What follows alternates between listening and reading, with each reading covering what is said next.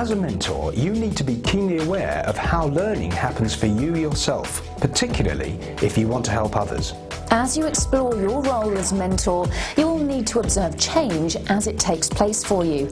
It is really important for both the mentor and the mentee to reflect on the mentoring meetings themselves and the actions taken as a result of those meetings. The purpose of this video is to look at some of the practical processes you need to take into account when starting as a mentor.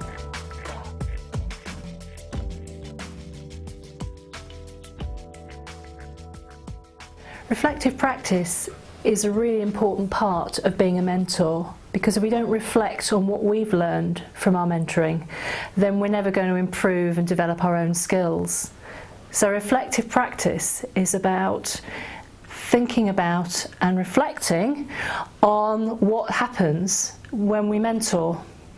It's also really important that we encourage our mentees to reflect on what they're doing and bringing reflection into the mentoring sessions. When they become reflectors, mentees are then able to apply their new knowledge and skills to their future activities. As mentor, you must help this process along by using reflective questions. For example, how did you feel at the time? Or why do you think that happened? Or what made you approach the situation in that particular way?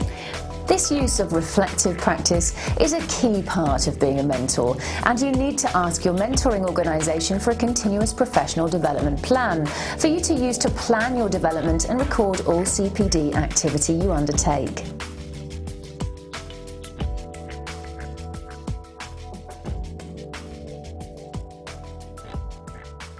So what happens with the study training is that we invite people who have trained to be mentors to start using reflective practice as part of their everyday mentoring once they go out into the big wide world and mentor.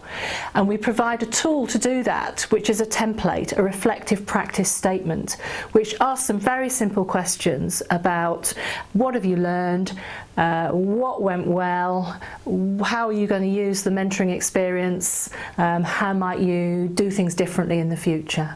And we encourage people to complete those each time they've had a mentoring session, because after a while when you look back you can see how you have developed and how you have used your mentoring experiences with other people to actually help you yourself as a mentor. I'm a little bit controversial here because I hate planning. People always say you should have business plans and you should have personal development plans, etc. And I think they're all important, but I do tend to create them more like a vision of where I'm going and in my head. I never like writing those kind of things down. So the answer to the question, do I create a personal development plan, is yes. I always have in my head some of the things that I need to develop. Professional development can come from a wide range of activities, not all of them formal. Development is not just about attending a course. The type of learning most appropriate for you is also related to your learning style, whether you learn better in a classroom setting, for example, or by experiencing the activity learning by doing.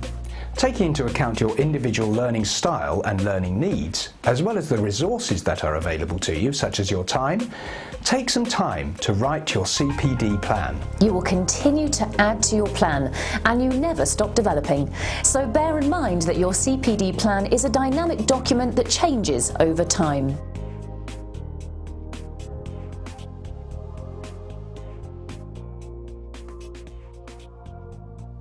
I think it's important for them to know you as a person. Now, what I mean know you as a person, when I meet a mentee for the first time and I introduce them to myself, I tell them a bit about my background. Fortunately, I am a good listener. I kind of listen, show an interest in what the individual is saying. You know, I kind of sit back a lot and listen and acknowledge that. I sometimes take notes because that engenders confidence as well, that they know I am listening to what is being said. Having the right environment when we're mentoring is really important, particularly when we start off. So imagine for yourself, if you were meeting somebody for the first time and you wanted to have a really confidential, safe discussion, where would be the kind of places you would want to go, where you would know that you were emotionally safe and physically safe? So a good neutral place where both people can go, have a confidential conversation, but also where it's convenient in location and preferably away from the desk, away from that person's workplace, because we don't want interruptions. Think about such elements as comfort, confidentiality, noise levels, access to resources, travel and accessibility, neutrality of space, and so on.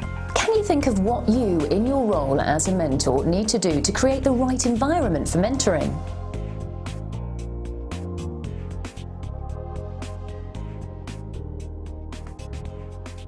It's a good question because, like I said, you have to be conscious, and I think every mentor at some point or stage, at the early stages of mentoring, fell into that trap and learned the hard way that really what you want to do is ask a lot more questions about what they do. You know, ask a lot more questions and ask them to kind of elucidate on the answers that they give in particular. And it's the best way, because that way you can assist them better in dealing with the specific answers that they're given in particular. So it's asking them questions. That's the key.